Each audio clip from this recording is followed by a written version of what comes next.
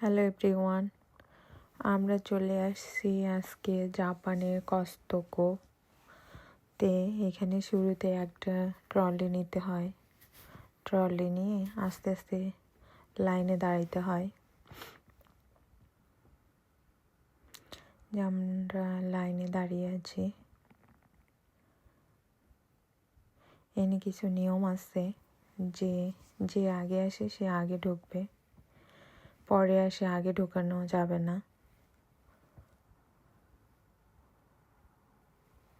শুরুর দিকে কষ্ট করে একটা কার্ড থাকে, সেটা শুরুতে স্ক্যান করতে হয়।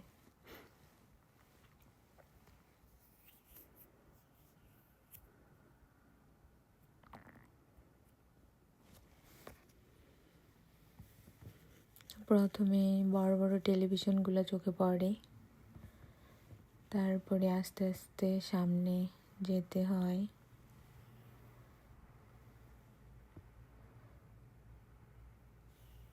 কিছু ব্যাগ, তারপরেই আমরা শুরুতে চলে গেলাম গোল্ড প্লাস ডায়মন্ড রিংয়ের জায়গায়।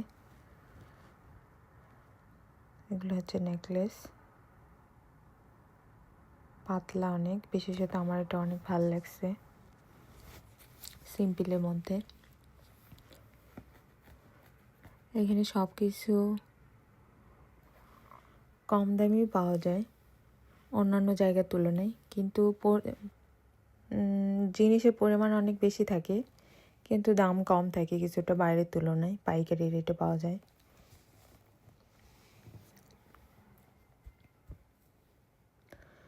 তারপরে চলে আসলাম মিক্সচার, রুটি মেকার। তারপরে শুরুর দিকে যেখানে ফল বিক্রি করে সেখানে বিভিন্ন ধরনের ফল খেতে দেয়। যেমন আমরা আজকে খেয়েছিলাম আঙ্গুর, যে তার প্রচারের জন্য আঙ্গুরগুলো বিক্রি করে, যে আঙ্গুরটি খেতে কেমন, মিষ্টি হলে তার উপর ডিপেন্ড করে মানুষ আঙ্গুরগুলো কেনে,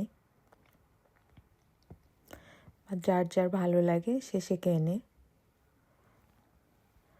তারপরে চলে আসলাম সুইকা, বলা হয় তরমুজ, জাপানিজ তরমুজ, খেতে অনেক মজা। তারপরে চলে আসলাম আমাদের দেশীয় তরমুজ,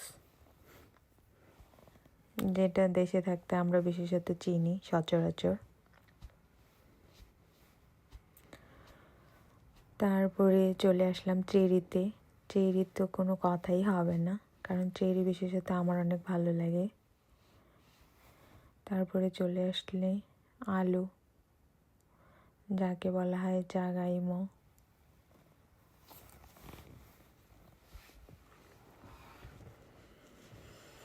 তারপরে বানানা। এই কলাগুলো খেতে অনেক সুস্বাদু।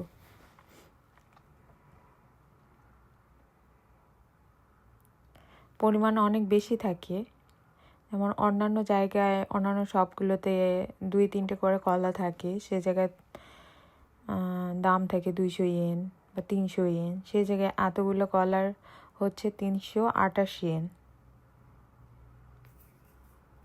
যাদের অনেক বড় ফ্যামিলি তাদের ক্ষেত্রে ভালো।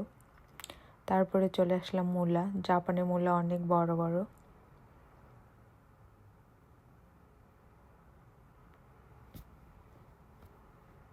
খেতেও অনেক সুস্বাদু।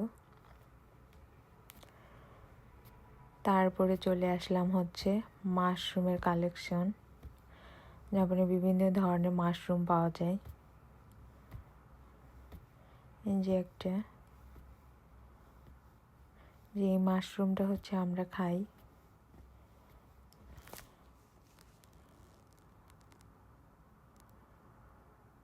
তারপরে আসলাম আদা।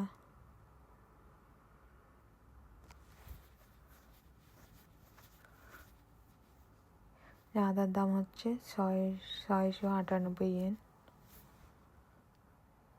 এপাশে আরও মাশরুম।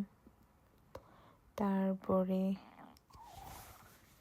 পেঁয়াজ পাতা, এগুলো হচ্ছে পদ্ম ফুলের গোড়ার মধ্যে থাকে যেগুলো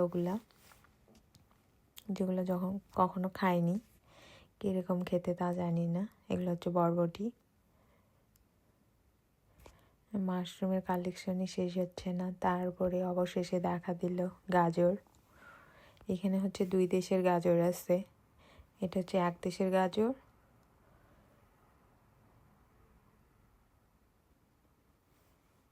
তারপরে অপর পাশে আছে যেগুলো হচ্ছে অন্য একটা দেশের গাজর,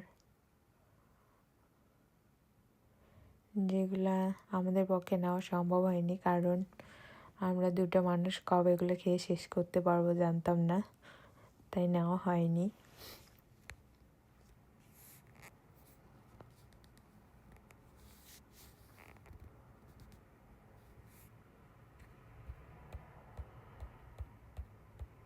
তারপর এগুলো হচ্ছে ঝুঁকিনি, এপাশে শসা,